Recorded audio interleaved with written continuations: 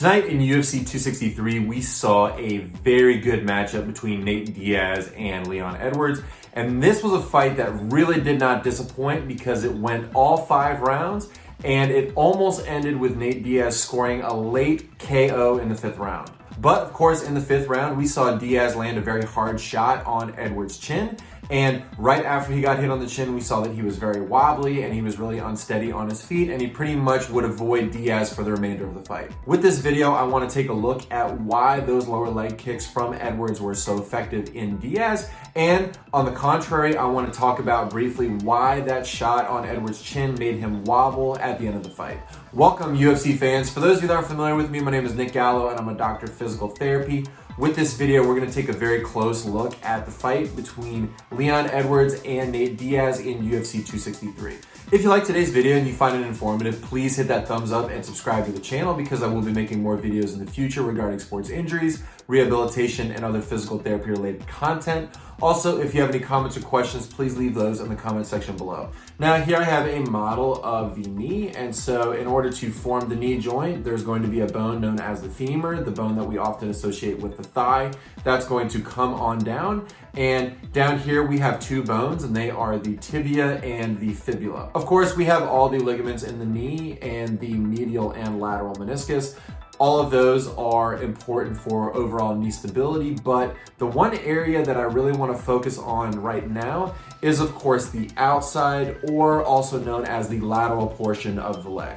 Now, when a person is doing these lower leg kicks that we saw Edwards do on Diaz, pretty much where they are targeting is they're either going to be targeting the lateral or outside portion of the quadricep muscle, or they're going to be focusing on the lateral or outside portion of that lower calf.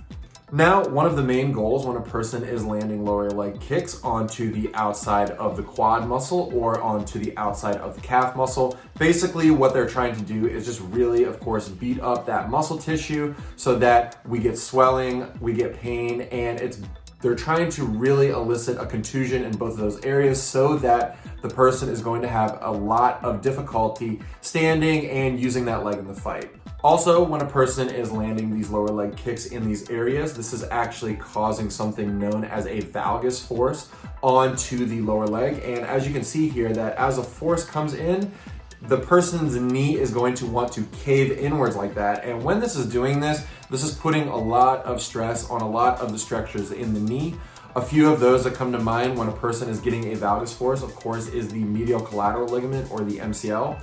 It can also affect the medial meniscus as well. And if the force is great enough, this can start to affect other ligaments, such as the anterior cruciate ligament or the ACL. Another really important reason why a person wants to target this outside portion of the calf is, as you can see right here, the fibula bone actually is fairly thin. So if a person is kicking somebody hard enough, this can actually fracture this fibula bone.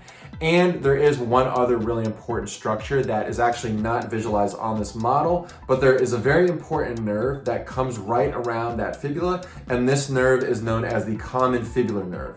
Now, the common fibular nerve, or also known as the common peroneal nerve, is going to come down here, and it's actually going to branch into 2 separate nerves, and they are the deep fibular or deep peroneal nerve going into the front of the shin there, and then we have the superficial fibular or superficial peroneal nerve as well. So this nerve, the common fibular nerve, is going to innervate the front and the lateral compartments of the lower leg. So as you can imagine, if a lot of trauma is being done to that nerve, then briefly it can cause this nerve to not work as efficiently. Sometimes when a fighter gets enough kicks to this area, they have something that is known as drop foot.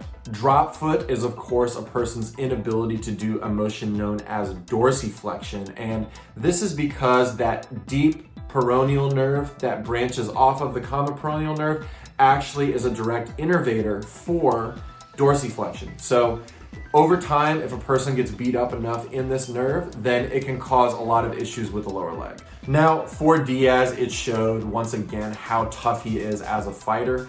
He did have a lot of bruising and swelling in a lot of the areas in the lateral leg, but I didn't see any limitation relatively in his lower leg because he was able to finish the fight and he was actually landing some really, really good shots.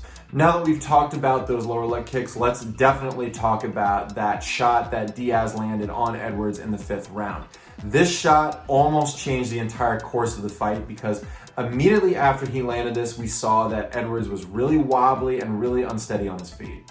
This is, of course, because as a person gets hit onto the chin, what's happening is this is actually placing a rotational or a torsional stress on the person's skull, and this force, of course, is going up into the brain as well. So this can put a lot of stress going up into a person's brain, and because it is a rotational force, it actually affects a couple of different areas of the brain.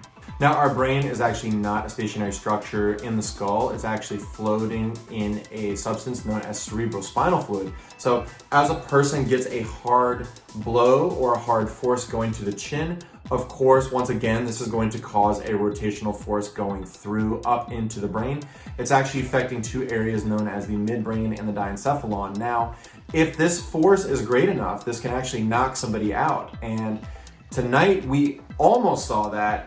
It was not quite hard enough to knock him out, but we did see, of course, that he was very unstable. He was wobbly on his feet. And right after that, he was visibly hurt, and he did avoid Nate Diaz for the remainder of the fight. As of right now, no official word has been released on whether or not either fighter had sustained a serious injury after tonight's fight, but it was an absolute war. This was typical Nate Diaz fight, and it really showed how Leon Edwards is such an effective fighter as well. So moving forward, I'm really excited to see what Leon Edwards has to offer us in the future.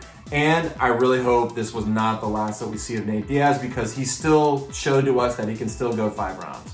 If I happen to get any updates regarding either fighter, I'll be sure to post that in the comment section for everybody. And of course, if you happen to see any updates, feel free to post that as well. And that's it as of right now regarding the fight between Leon Edwards and Nate Diaz. Once again, thank you very much for watching this video. I really appreciate it. If you like today's content, please subscribe to the channel because I will be making more videos in the future. Thanks for tuning in, and I'll see you next time.